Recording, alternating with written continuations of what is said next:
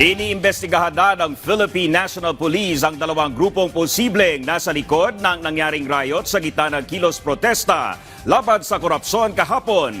Yan ang ulat ni Ryan Lesiges.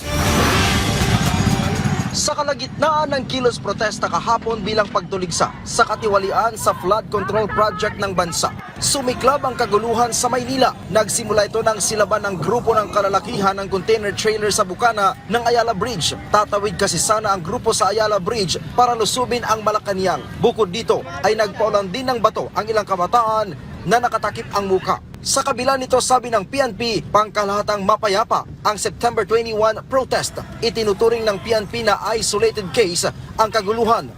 Sa kabila ng ina-agitate sila, binabato, sinisipa, sinasaktan, pero ilang minuto bago sila nag-react lang sila nung meron ng nasusunog na kung saan ito ay tahas sa paglabag na sa mga batas. Sa tala ng PNP, 113 ang naaresto kahapon na tinawag ng PNP na hip-hop gangster. Karamihan daw sa kanila ay mga minor de edad. Isang rap artist ang iniimbestigahan sa nangyaring kaguluhan kahapon. Sabi daw ng mga naaresto na tinawag ng PNP na mga hip-hop gangster, isang rapper ang nag-impluwensya sa kanila online. Plano naman ng PNP na isailalim sa drug test ang mga naaresto, pero kailangan daw na pumayag ang mga ito. Tuloy ang pag-review ng PNP sa mga CCTV para matukoy o makilala ang nanggulo. Pangunahing mandato kahapon ng mga pulis na panatilihing maayos ang peace and order para sa kaligtasan ng bawat isa. Pero maging sila ay hindi nakaligtas sa galit ng mga rallyista kung saan umabot sa 129 ang nasaktan. Kabilang na ang dalawang pulis na augmentation force mula sa PRO3 na pilit sinunod ang maximum tolerance.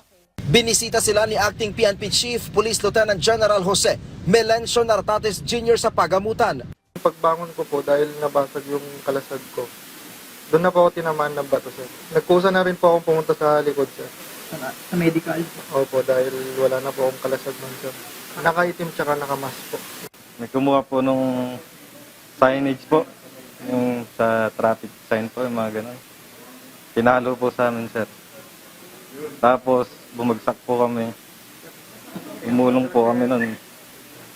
Pinilit ko pong tumayo. Nung pagtayo ko po, nakita ko po yung kamay ko.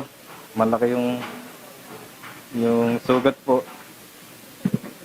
Tumakbo na po ako. Itinanggi din ng PNP na nagkaroon ng palitan ng putok sa pagitan ng PNP at ng ilang rallyista. Actually po, may nakuha po tayong monotube dun sa mga bag po ng mga ilan doon. At hindi lang po monotube, yung mga pintura po na pinapo nila sa mga pulis natin, nakuha din po yun. I-itemize lang po natin at iuulat po natin yan. Pero po yung sinasabi po na meron pong pagpapaputok sa ating hanay, wala pong ganon. Meron lang po tayo na-receive dito yung plus bomb po na ginagamit para to disrupt lang po. Pero maliban po doon, wala na po tayo doon. Kasama sa iniimbestigahan ng PNP ang pagbubunyag ni Mayor Isko Moreno na isang dating politiko na may financier na Filipino-Chinese at isang abogado ang nagpondo sa mga nanggulo kahapon sa kilos protesta. So lahat po ito, pinapaktor ng Philippine National Police sa pagpapile. So dalawang anggulo na po ang tinitingnan natin. Ito yung anggulo sa mismong nahuli ng mga tao na posibleng nililito lamang ng mga nahuli ang ating gobyerno kung sino ang dapat sampahan.